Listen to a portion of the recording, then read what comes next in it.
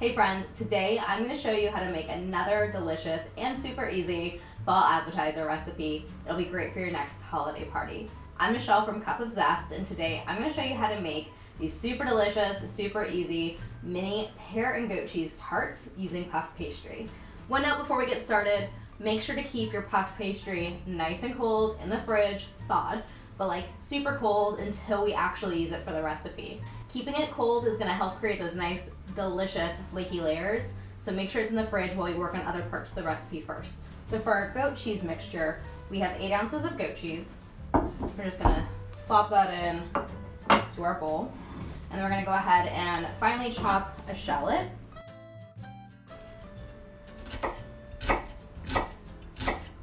Alright, so we want a nice fine chop on our shallots. I'm crying! Oh my goodness, let's get this baby into the bowl. I'm almost done with it. So yeah, finally chop that shallot up, add it to our bowl of goat cheese. Oh my god, I'm crying so bad. Ah! Alright, I'm back. That shallot really got to me, but we're making it work.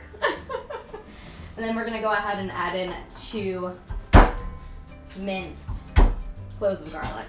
If you want more garlic, if you love garlic, add more garlic to this. I'm not gonna stop you from doing that.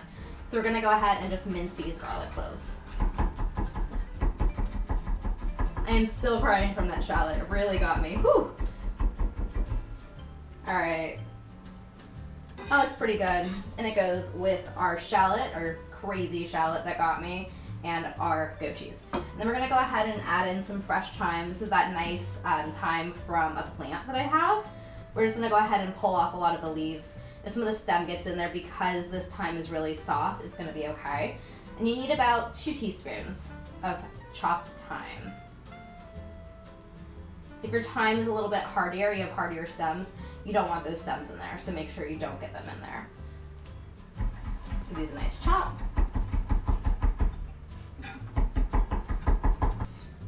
There we go, into the bowl it goes. And then we're just gonna mix this together with a little salt and a little pepper. If I can get all this thyme off my hands, that would be great. I have too much time in my hands. So we're gonna add in about a 1/4 teaspoon of salt, and then my favorite, some freshly ground black pepper.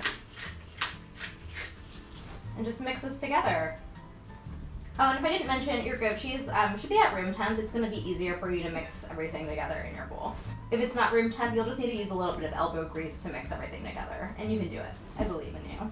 I also really like using a silicone spatula for this kind of situation when you need to mix something together like this, like cream cheese or goat cheese, because you can kind of mash everything and you get a little bit of give from the spat. I really like it. Blah, blah, blah. All right, this is gonna hang out to the side until we are ready to assemble our tarts. Now, pear time. All right, so obviously when you pull a sticker off a pear, if you get them from the grocery store, you're gonna have this little spot, don't worry about it. But we're gonna go ahead and slice our pears down the middle, lengthwise. And I like to try to slice this is being like a little crazy, but I don't want like the big spot to be on my pretty pears when I use them for my recipes. So if that happens, just like slice them through that little mark. All right, and then I'm gonna go ahead and use a spoon and just scoop out the seeds.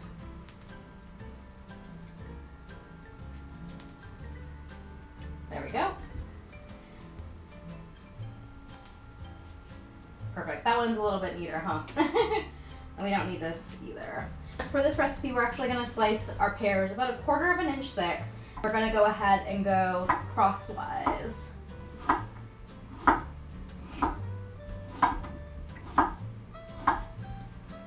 Nice, nice.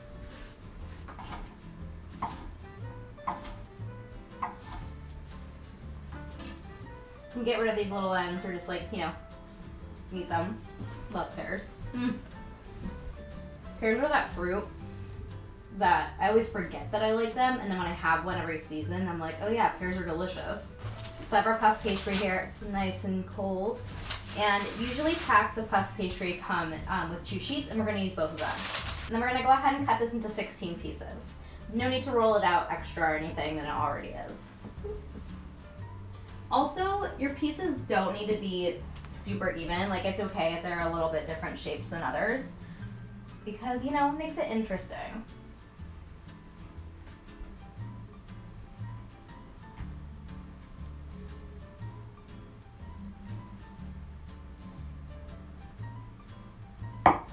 So we have our little pieces of puff pastry here. And we're gonna put them on a parchment lined baking sheet.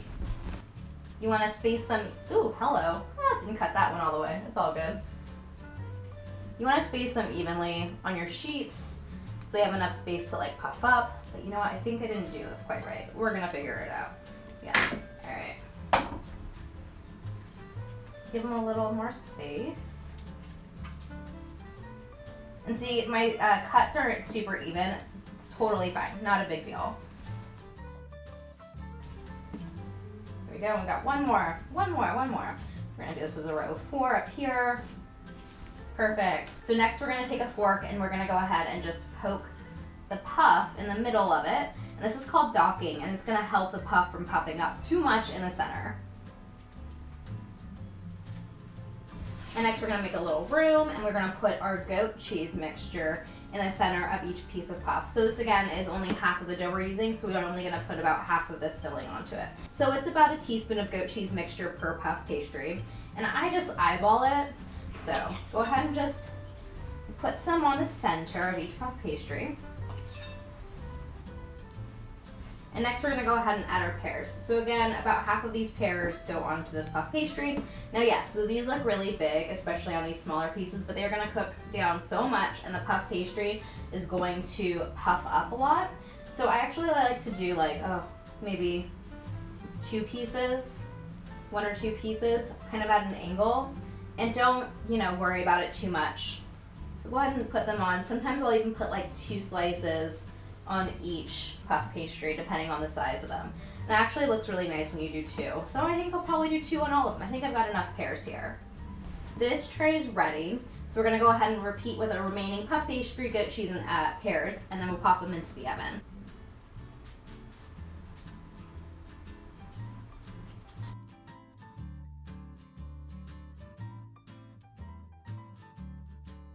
So I have a little bit left over, and I'm just gonna evenly divide it between, some of these other pieces that maybe need a little bit more goat cheese. It's delicious. And then maybe I'll just, eat a bite myself. So good. That's a mouthful of garlic there. Love it. So these babies are ready to go into the oven. As you can see, some have 2 slices of pear, some have 1. It's all good. If you really want more pear, grab another pear. And these are gonna head into the oven. Hey little guys, you're going in the oven at 400 degrees for like 40 minutes until that puff pastry is nice and golden brown. Our mini pear and goat cheese tarts are done. They have baked. They've been sitting for about 5 minutes to cool off before we plate them. I mean, look how gorgeous they are. So now we're just gonna go ahead and transfer them to our serving platter. I have a little offset spatula. I think it's nice to pick them up, get underneath, and to transfer them easily. So that also helps if you have any pieces of tarts that are stuck to the parchment paper. You can easily lift them up that way. Just like this guy. Oh man, these look so good. These tarts are really great because not only are they delicious and easy to make, they also are fantastic at room temp. They don't need to be eaten hot, so that way you can make a batch and let them sit out for most of the evening while your friends are having a good time. We'll put you here. These tarts look so good. We're just gonna add a little bit of honey to them just to, add a little something extra. Just gonna drizzle the honey right on top. Ooh, that's a big old drizzle, but it's gonna be so good. Yes. You get a little messy with it too. If like some of that honey drips onto the marble or whatever platter you're using, go for it. All right, honey's done. We're gonna add, guess what? Some freshly ground black pepper. And then, this part's totally optional. I like to put some fresh sprigs of thyme right on top, and it just makes them even cuter. If, again, that thyme that you have is really, oh, that one's not cute. Let's get rid of the ones that aren't cute, guys. If you have your thyme that is super branchy, and it's got really thick stems, you can go ahead and pull the leaves and add a couple extra leaves to the tarts. Adds a little color. You could even put some of the leaves on the platter to like make it super cute. And you don't need to be like super precious with them either. You saw that like the dough wasn't cut super evenly and the pears weren't sliced evenly. I think having some variation in what you're doing is nice instead of having everything like perfect, because perfection's not real. Yes, love it, so exciting. And do you see those delicious flaky layers? Oh man, this is gonna be a killer bite. I'm just gonna go for it.